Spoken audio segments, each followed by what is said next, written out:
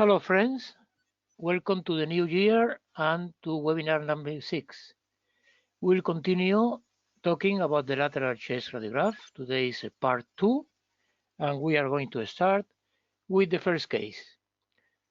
The radiograph of the first case belonged to a 73-year-old woman with dyspnea and chest pain. And I'm offering you 4 diagnoses. What you see belongs to intrathoracic goiter, a dilated esophagus, aortic aneurysm, or if you cannot make up your mind, any of the above. Now stop the presentation and at home, look carefully at the images, make up your mind and decide what is your response. Now we are back and let's analyze the images. When you look at the PHS film, the most obvious finding is a widening of the mediastinum over here, which is behind the trachea on the lateral view. And you may consider intrathoracic goiter as your first choice. But then you are not looking at the whole picture, because if you look carefully at the PA view, you will see that there is also a convexity here which corresponds to the azygoesophageal line that should be there and has been displaced outside. When you see this and that, you can join the points and imagine that you are looking at the dilated esophagus.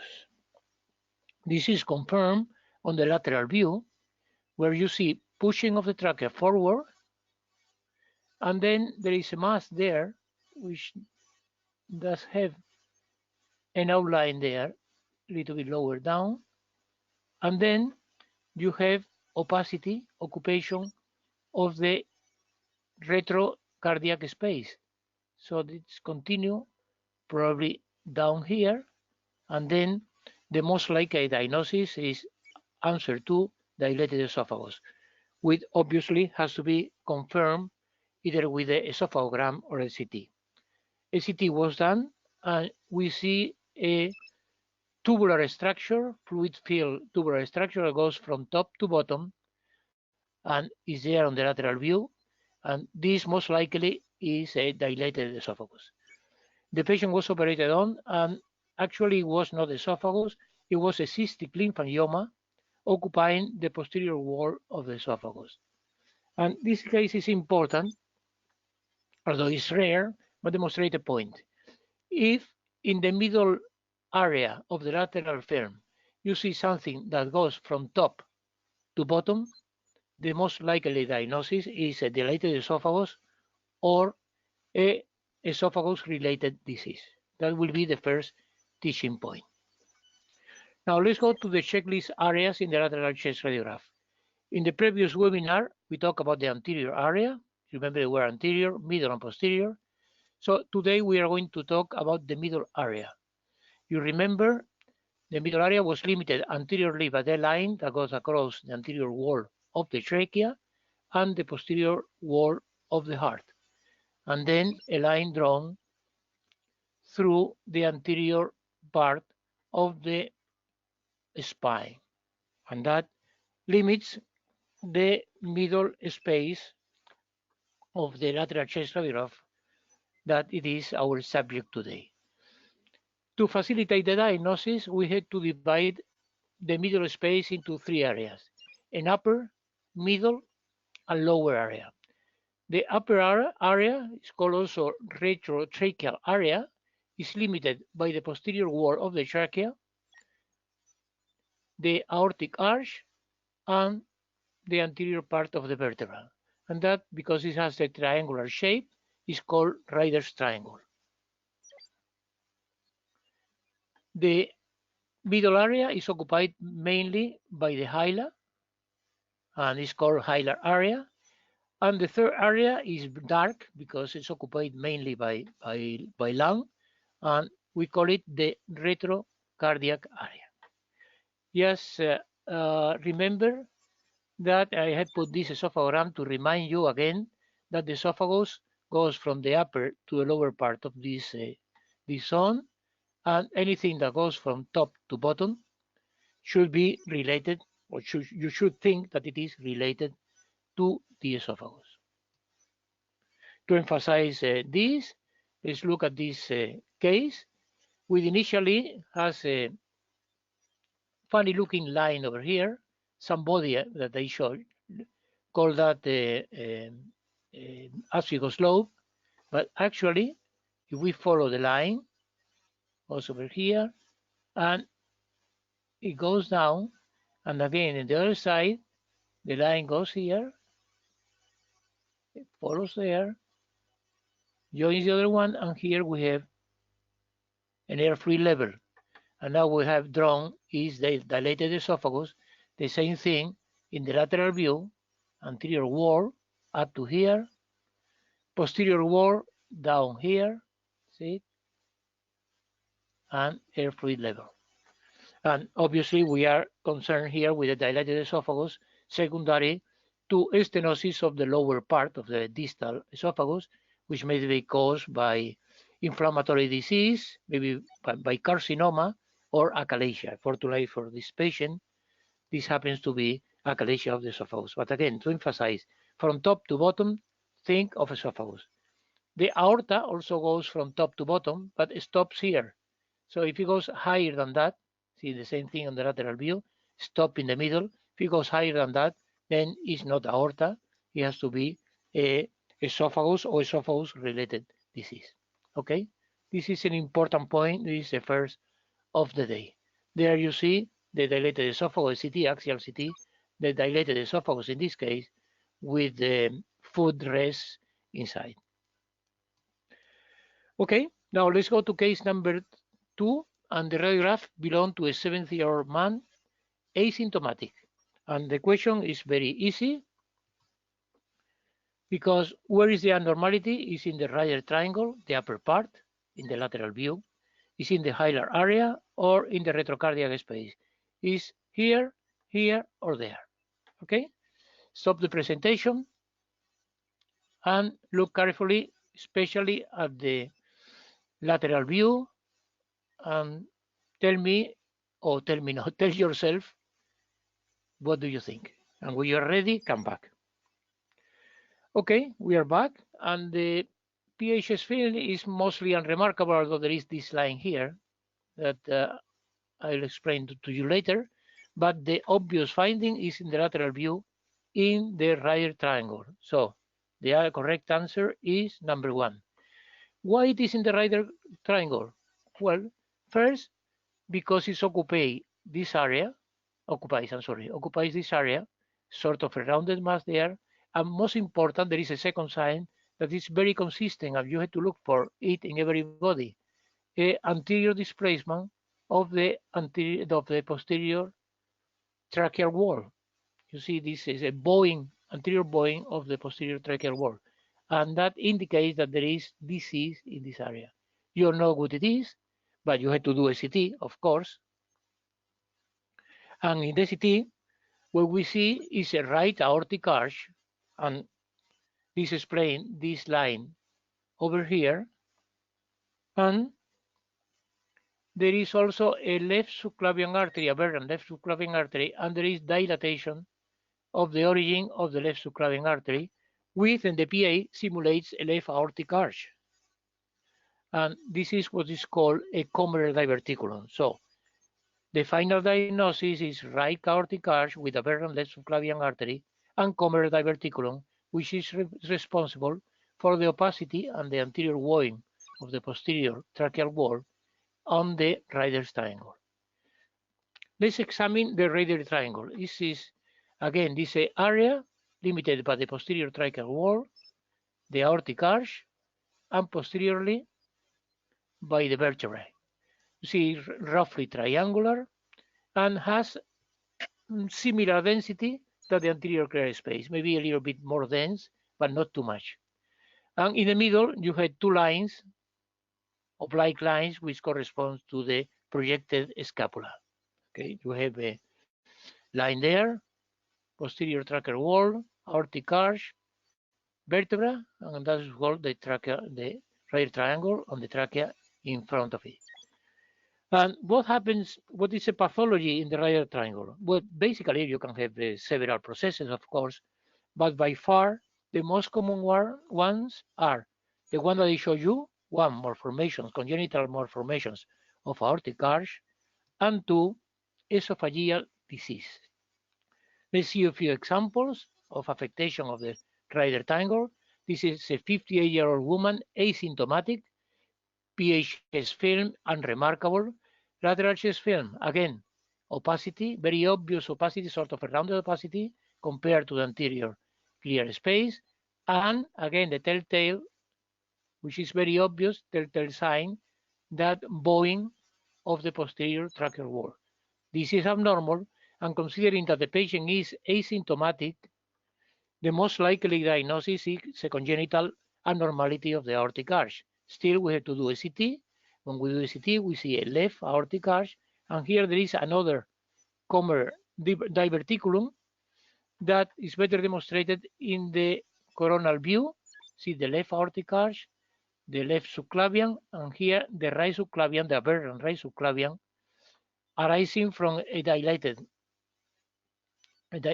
vessel, which happens to be the comer diverticulum. And this is a final diagnosis. Conclusion. Affectation of radial triangle in asymptomatic patient usually is secondary to congenital affectation of the aorta, aortic arch.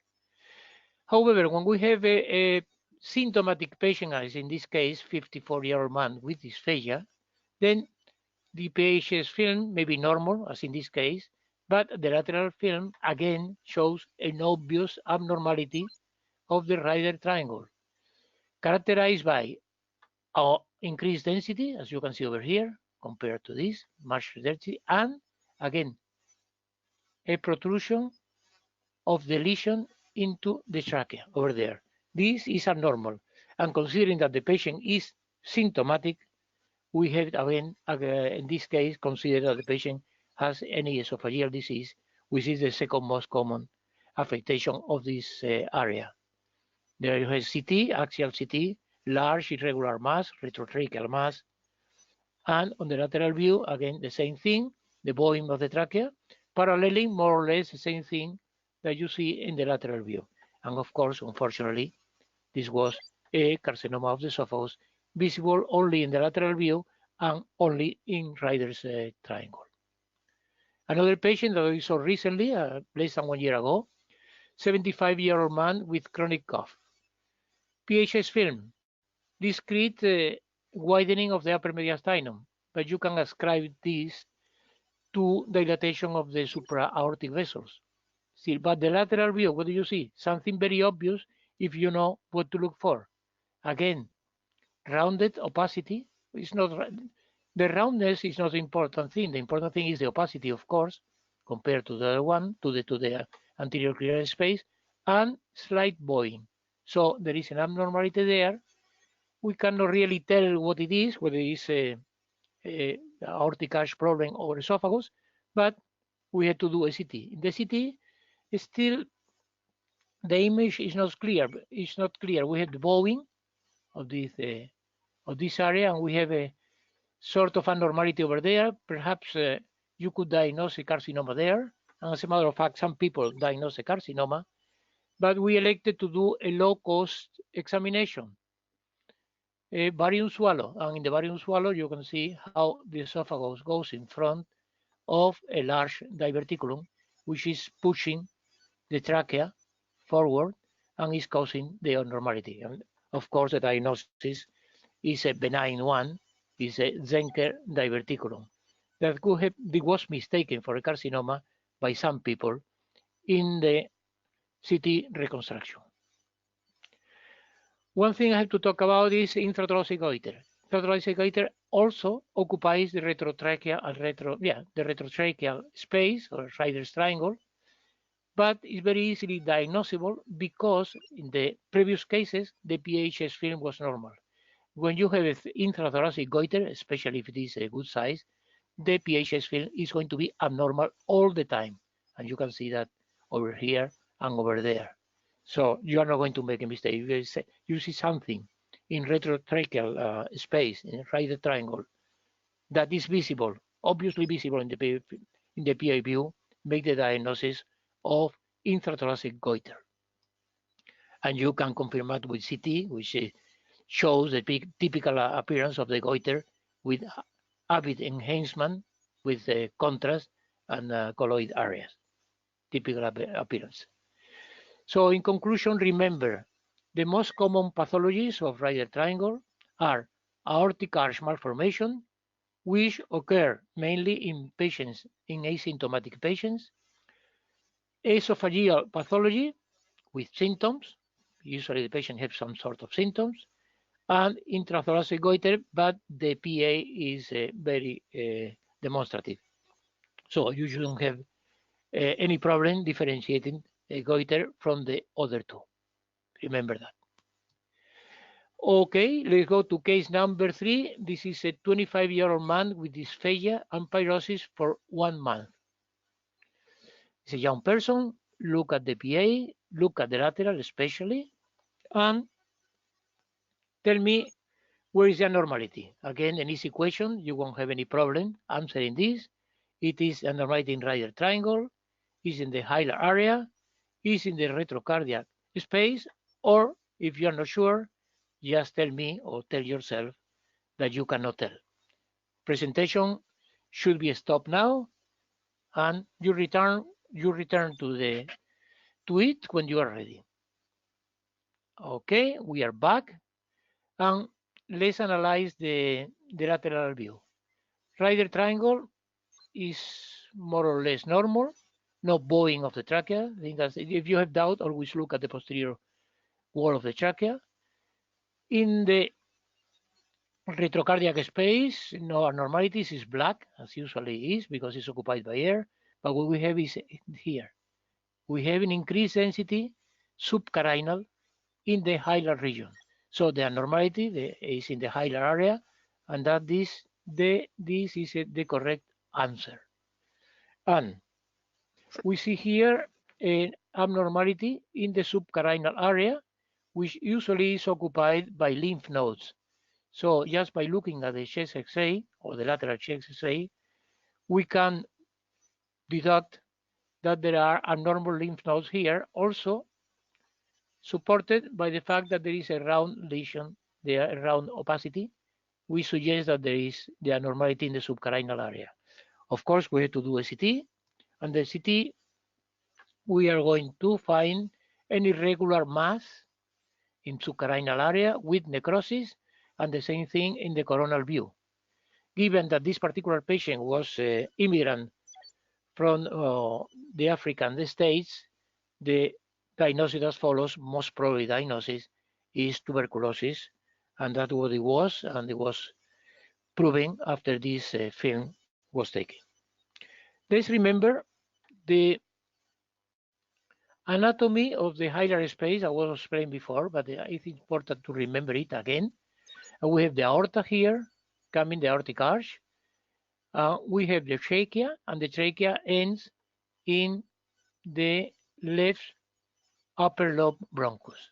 And around the upper lobe bronchus, you have a round opacity, which corresponds to the right artery or right hilum, and a mimic of the aortic arch, smaller, which corresponds to the left pulmonary artery or the left hilum. And under the bronchus is usually or normally you don't have to have any opacity, no opacity there. If you have no opacity there, probably you have lymph nodes in this area and gives you what is called the donut sign there, typical donut, which I have explained already. We represent most of the time lymph nodes in the hilar area, lymph nodes of whatever cause. If we have a case, 45-year-old asymptomatic, or your man asymptomatic, with a nice donut, see the center of the donut and the periphery. So this patient probably has lymph nodes in the hilar area, although in the PA we don't see any lymph nodes in the hilar, but we see a sort of a shadow over there. It's not very well seen, but the sensible thing is to do a CT, or in this case, a MRI was done, and this is a bronchogenic cyst with fluid and a T2 or T2 image. Okay, that was a bronchogenic cyst simulating lymph nodes in the hilar area. Again, the bronchogenic cyst duplication, congenital duplication cysts are the second most common pathology in this area, and sometimes you see them much better in the lateral view. We have a patient asymptomatic, also no lesion there, practically, although the image is not very well penetrated, you don't see any abnormalities. However, look at the lateral view. Very large lesion, rounded in the subcarinal area, which correspond to another cyst, another bronchogenic cyst in non-enhanced area with fluid inside that was proven to be a bronchogenic cyst at surgery. So in the subcarinal area, you have to consider lymphadenopathies and large lymph nodes of any cause, and also congenital duplication cysts. Okay, and there is a third thing that nobody thinks about. It's an example in this 69-year-old man with halitosis, PA practically normal, lateral view with a large mass there, rounded, well defined, subcarinal. So probably a duplication cyst, except that a barium swallow was done. What we are looking at is a large esophageal diverticulum. I'm putting this case again to re-emphasize that the esophagus may give you any sort of pathology in the upper, middle, or lower areas. Pathology that may mimic other pathologies. So whenever you see anything in any of the three areas of the whole thing, think of the esophagus and rule out that may be the cause of the abnormality. Remember, just to summarize, in the hilar region, think enlarged lymph nodes of any cause, maybe metastatic, maybe inflammatory, etc. Second, duplication, congenital duplication cyst. And remember to rule out esophageal pathology with the barium swallow, which is very easy to do. Now let's go to the final case, case number 4, radiograph of a 68-year-old woman with moderate cough. PHS film, lateral film, options, most likely diagnosis, 1 duplication cyst, 2 hiatus hernia, 3 saccular aortic aneurysm, or 4, if you cannot make your mind, any of the above. I don't have to point out to you that the abnormality is here, is a rounded opacity occupying the retrocardiac space, which usually is black because it's occupied by air. Now, with this information, stop the presentation and make up your mind without hurry and come back when you are ready. We are back and analyzing the abnormalities. Well, I have nothing to add. Rounded lesion, opaque, could be anything. So any of the above is a good answer, but if we consider the probabilities, the answer should be hiatus hernia, because about 90% of opacities in the lower space, in the retrotracheal, retrocardiac area, are hiatus hernias, with or without air. Of course, if they had an air-free level, it's very easy the diagnosis. But there is a small percentage of hiatus hernias that don't have any air. And in those cases, still, your diagnosis should be hiatus hernia until proven otherwise. Okay, that will be your first diagnosis in any opacity in this area.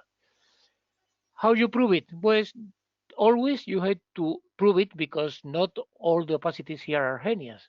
But as in this case, what you can do? Well, the easiest way is to compare with the previous film. You suspect a hernia, as I say, because 90% of the opacities are hernias. But what you do is look at the film, in this case taken 1 year earlier, and you see the typical hiatus hernia with air-free level. If not, and you have another patient, airless hiatus hernia where you had to do a barium swallow, and where the barium swallow doesn't take much time or money, you confirm the diagnosis. Why you had to confirm the diagnosis? Because there is a small percentage of diseases, of abnormalities, that occur in these cases, in this area, that are not hernias. So, as in this patient, 71-year-old man with liver cirrhosis, it could be a hiatus hernia. You had to do a barium swallow just to be sure. But in this case, the barium swallow didn't demonstrate any hernia. FTT was done, and we are looking at is paraesophageal varices, which occur. They are not uncommon in patients with liver cirrhosis, and you may have other pathologies. So, even though the most likely diagnosis always in these abnormalities is a hiatus hernia, you always have to be sure. And to be sure, the most easy and cheapest way is to compare with previous films. Other pathology that may occur in this case, in this area, are pneumonias. 68-year-old man with fever and cough. The PA film doesn't show much. Can be called remarkable, perhaps something over here. But when you look at the lateral, you see a nice pneumonia that is hiding in the retrocardiac space. And of course, this is important for the patient, it is important for the physician, and again emphasizes that you have to do a lateral film in any patient with any pathology.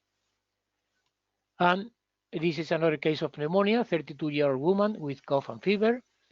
PHS film completely normal, perhaps something over there, but not very well seen. But on the lateral view, you have a nice abnormality there in the retrocardiac space. There is occupation, ill-defined lesion, blurring the hemidiaphragm. So therefore, this is a pulmonary disease, and the patient has cough and fever. Our likely diagnosis is pneumonia, of course. This is a countdown view of the initial image. You can see now the abnormality there. This is abnormal because this space should be black. And 2 weeks later, now the space is really black. This has a normal appearance because the pneumonia has been cured and cleared. So remember, the great majority of opathicism in the retrocardiac space are hiatus hernias, and you have to confirm them with the barium swallow if you are not certain.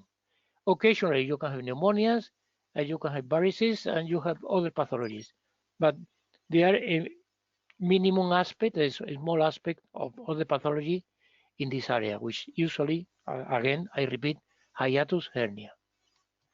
To finish and to summarize, checklist of the middle area.